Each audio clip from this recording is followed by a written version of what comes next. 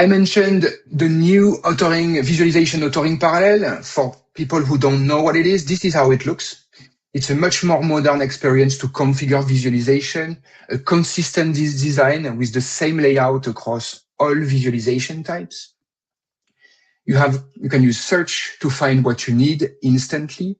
You can configure multiple visualization at once. So you can now select multiple visualizations, configure axes of multiple visualizations at the same time, drag and drop properties, sync properties between visualizations, meaning that if you do a change in one visualization, it will apply automatically to all the synced visualizations.